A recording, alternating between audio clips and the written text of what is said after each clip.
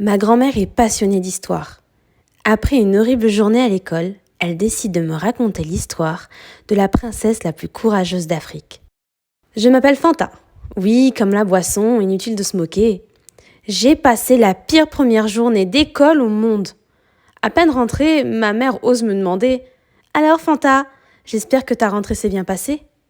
Retenant mes larmes, j'ai décidé de ne rien dire à maman et de lui faire un grand sourire. C'était incroyable. Je me suis fait des tas d'amis. Face à mes mots, mes parents se mirent à sourire. La seule qui tirait une grimace de 3 mètres de long, c'était ma grand-mère. De toute façon, je l'ai jamais aimée. Elle a toujours été bizarre. Soit elle fait la tête, en fait non. Elle fait toujours la tête. Elle ne dit jamais rien. La soirée se passa comme toutes les autres soirées. Au dîner, je continuais d'inventer la merveilleuse journée que j'aurais dû passer. Une histoire complètement fausse. Mais je ne voulais pas que mes parents s'inquiètent ou qu'ils se moquent de moi comme les autres. Puis ce fut le bain et au lit. Mais une fois au lit, impossible de fermer l'œil. Les mots d'un des enfants de l'école n'arrêtaient pas de tourner dans ma tête. Mouton, petit singe, chocolat noir, tête de paille. Après avoir vérifié que mes parents dormaient à point fermé, je me dirigeais silencieusement vers la salle de bain. Je pris le défriseur de maman. Il fallait que je sois aussi jolie que les autres. « Je peux savoir ce que tu fais ?» ?»« C'est pas vrai. J'avais complètement oublié ma grand-mère. Pour une fois qu'elle ouvre la bouche, il fallait vraiment qu'elle le fasse maintenant. Le jour de la pire journée de ma vie. J'espère que tu as une bonne raison d'abîmer tes jolis cheveux. Et pourquoi ton visage est-il plein de crème ? On dirait un bonhomme de neige. » Devant la question de ma grand-mère, je me mis à pleurer toutes les larmes de mon corps. J'ai passé la pire journée de ma vie. Un des enfants n'arrêtait pas de me traiter de chocolat, de dire que mes cheveux ressemblaient à de la paille. Il les a même tirés et s'est moqué de mon prénom. C'est pour ça que je veux ressembler aux autres, pour être un peu plus jolie. Ma grand-mère, toujours avec son visage impassible, s'assit sur le sol de la salle de bain, face à moi. « C'est ta vie. Tu fais comme tu veux. Mais avant que tu ne finisses ton horrible coiffure, j'aimerais te raconter une histoire, celle de la princesse Adami. » Adami est une petite fille de 8 ans, fille de l'homme le plus riche du pays. Le pays entier l'admire. On dit qu'elle sait tout faire. Du piano, du sport, elle parlerait même plusieurs langues. Apparemment, elle serait magnifique. Sa peau serait aussi noire que le charbon et ses cheveux coiffés en un afro très volumineux. Enfin, ce ne sont que des rumeurs, car on ne l'a jamais vue. Son père la garde précieusement enfermée au château. À ses yeux, Adami n'est pas une enfant mais son objet. Et il peut en faire ce qu'il veut. Il ne lui offre aucune liberté. « J'en ai marre de cette vie, je ne peux jamais rien faire. Adami fait ci, Adami ressemble à ça, sois jolie, tais-toi, reste sage. Mais moi, ce que je veux, c'est explorer le monde, rouler dans la boue, même dire des gros mots comme les autres enfants. Alors c'est décidé, ce soir, je pars. » Aux alentours de minuit, et n'écoutant que son courage, Adami sortit en cachette de sa chambre. Heureusement que les gardes avaient bien fait la fête ce soir-là. Ils avaient tellement bu qu'ils s'étaient tous endormis. Sur la pointe des pieds, la petite princesse traversa tous les couloirs du château, jusqu'à atteindre la porte principale. Adami n'en crut pas ses yeux. C'était donc ça le ciel étoilé ? C'était la première fois que le vent était aussi froid, et qu'elle pouvait entendre les criquets chanter. Adami passa des heures à explorer les villages, à rencontrer les animaux de nuit. Elle entendit alors des rires. Ni une ni deux, ses pas la menèrent au bar du village, où tout le monde était réuni et faisait la fête. Les fêtes qu'Adami connaissait étaient très différentes. Chez elle, au palais, personne ne souriait, et les rires étaient faux. On devait toujours se tenir droit, et les vêtements portés étaient ridicules. Tout le monde était si hypocrite. Mais devant elle se tenaient des gens naturels, qui ne faisaient pas semblant d'être heureux. Elle s'approcha de la fête et demanda « Est-ce que je peux danser avec vous ? Et manger aussi ? Je n'ai jamais vu de choses aussi grasses de toute ma vie. » Devant elle, un petit garçon et d'autres enfants qui devaient avoir son âge lui dirent « T'es qui, toi ? On t'a jamais vu ici ? » « Je suis la princesse Adami. » Et les enfants éclatèrent de rire. « Et puis quoi encore ? La princesse, on l'a jamais vue. Et honnêtement, Elle et son père, on les déteste, alors évite de parler d'eux. Enfin, sauf si tu veux t'en moquer. » Adami fut très choquée d'entendre de tels propos. Au château, tout le monde adorait son père, et personne n'en disait du mal. Il y avait donc des gens qui pensaient différemment d'elle. « Ouais, renchérit une petite fille. Mes parents le détestent depuis qu'il a augmenté les impôts. On a à peine de quoi s'acheter à manger. » Puis, la petite fille se tourna vers Adami. « Enfin, ce soir c'est la fête, donc appelle-toi comme tu veux et viens jouer avec nous. » Sans demander son reste, Adami passa la soirée avec ses tout premiers amis. Elle n'avait jamais autant ri de toute sa vie. Jamais été aussi libre, ses cheveux étaient en pagaille et elle transpirait de partout. Mais cela lui était bien égal. Les villageois dormirent à même le sol, tellement ils étaient épuisés. Le lendemain à l'aube, Adami fut réveillée par les trompettes du château. « La princesse a disparu! La princesse a disparu! Récompense à celui qui la retrouvera. »« Mais t'es vraiment la princesse alors ?» lui demandèrent les enfants, eux aussi réveillés par les trompettes du château. Adami baissa la tête. « Je ne veux pas retourner là-bas. Je ne veux pas être enfermée. Je ne veux pas être toute seule dans ma chambre. »« Alors va-t'en. Ne t'inquiète pas, on ne dira rien, mais pars vite d'ici. » Adami partit à toute hâte. Le village était envahi de soldats. Dans une des ruelles du village, Adami entendit des pleurs. Assez curieuse et ayant besoin d'une cachette, elle s'y engouffra. Adami s'engouffra dans l'étrange et étroit passage. Elle venait de découvrir un nouveau sentiment. La peur. La princesse n'avait jamais mis les pieds dans un tel endroit. L'odeur de moisissure était horrible, et les rats sortaient de partout. Adami était habituée au grand palais, au luxe, aux couleurs vives. Elle croyait avoir atterri dans les poubelles du château.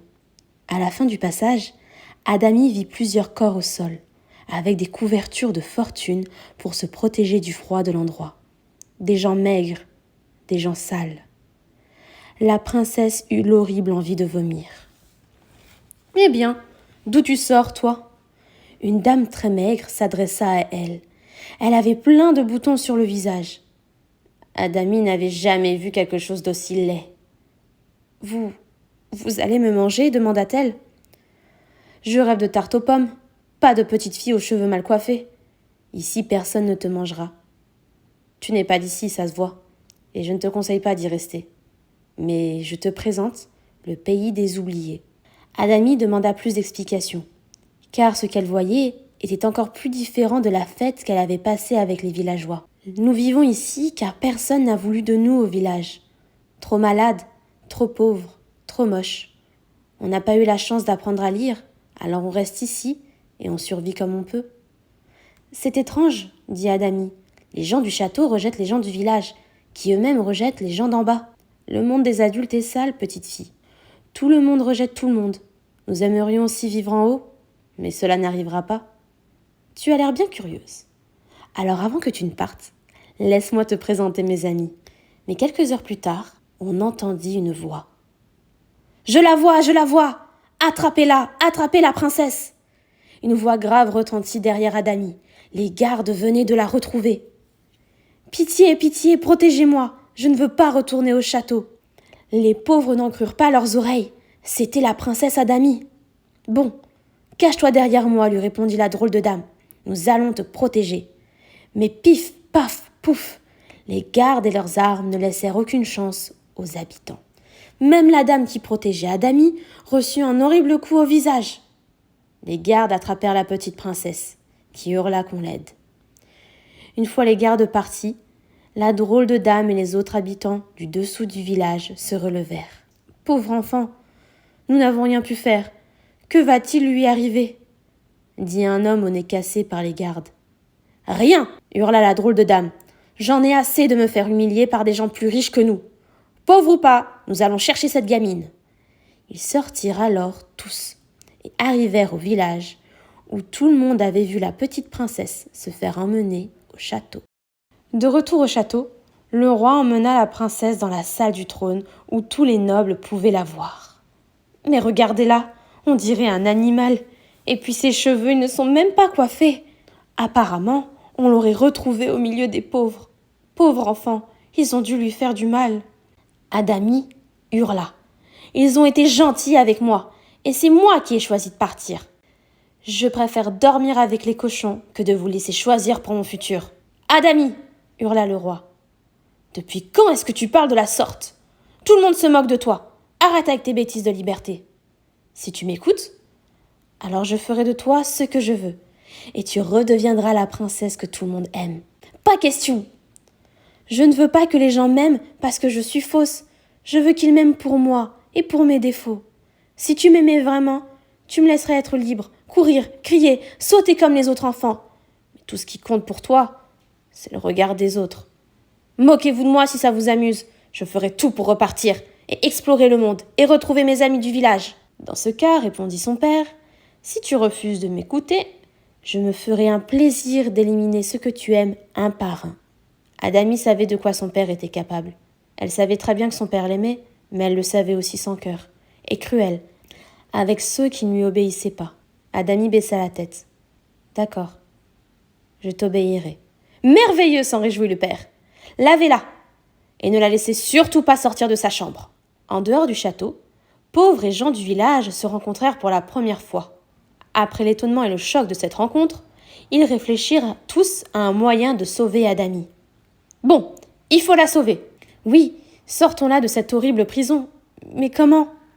C'est vrai ça, dit l'un d'eux. On n'a rien, pas d'armes, rien pour se défendre. Bien sûr que si, répondit le petit garçon, celui que Adami avait rencontré lors de la fête du village. Nous sommes différents. Il suffit de leur faire peur. Ce soir, nous passerons à l'action. Nous leur ferons tellement peur qu'on en profitera pour récupérer Adami. Approchez-vous, je vais vous dire comment cela va se passer. La nuit, avant que les portes du château ne se referment, tous les nouveaux amis d'Adami, les pauvres et les gens du village, se jetèrent dans l'ouverture, avec pour armes ce qu'ils avaient pu trouver. Louches, armoires, aiguilles ou encore brosses à dents. Les gardes étaient tellement étonnés qu'ils n'eurent même pas le temps de prendre leurs armes. Le vacarme provoqué réveilla le roi. « Quoi? C'est déjà l'heure des impôts ?» ?»« Non, monsieur, » répondit le valet royal. « C'est l'heure de la révolution. » Les nobles hurlèrent de peur. Des monstres, des fantômes. Ils n'avaient jamais vu des êtres aussi différents d'eux. La drôle de dame qu'Adami avait rencontrée courut dans tout le château pour retrouver la petite princesse. Elle fit face à une grande porte dorée. En la poussant, elle aperçut la petite princesse sur son lit.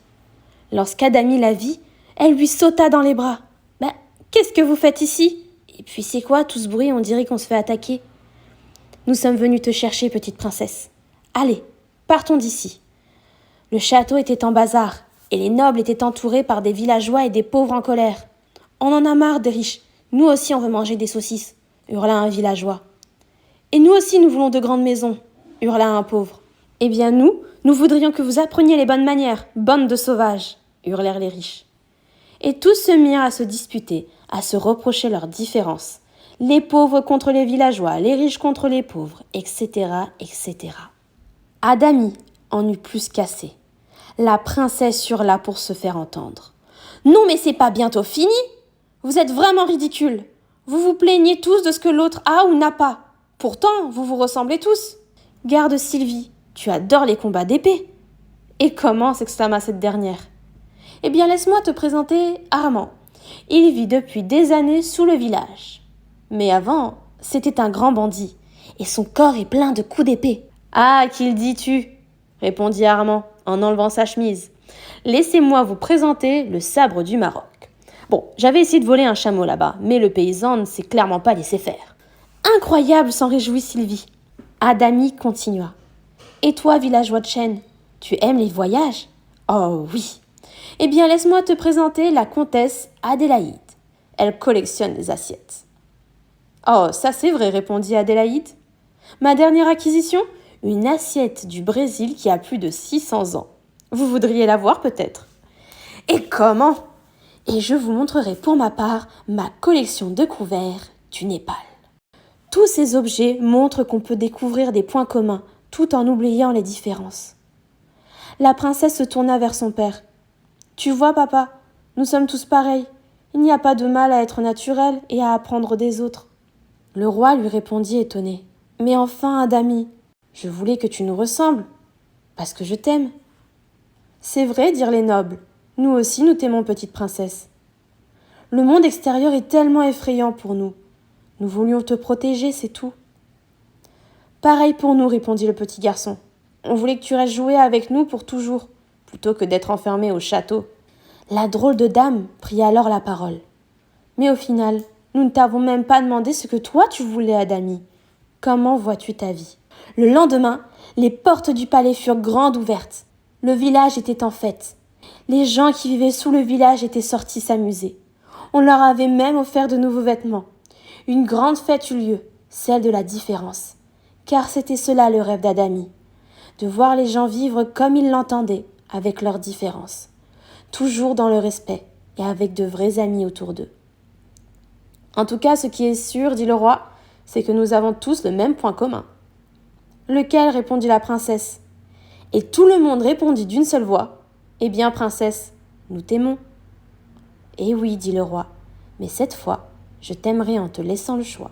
Chacun trouva sa place et ne fut plus jamais moqué pour ce qu'il était. Quand ma grand-mère eut fini son histoire, elle me regarda toujours sans sourire.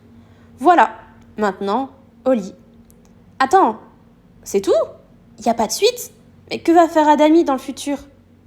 Elle fera la même chose que toi, répondit la grand-mère, si tu prends le temps de réfléchir et d'arrêter de jouer les idiotes. Adami fera ce qu'elle voudra. Elle ne se forcera jamais à faire une chose qu'elle n'aime pas. Et grand-mère, les histoires, c'est dans les livres. Dans la vraie vie, c'est différent. Les gens ne t'aiment pas pour ce que tu es, mais parce que tu leur ressembles. Si tu le dis, dit ma grand-mère. Elle se leva et partit se recoucher.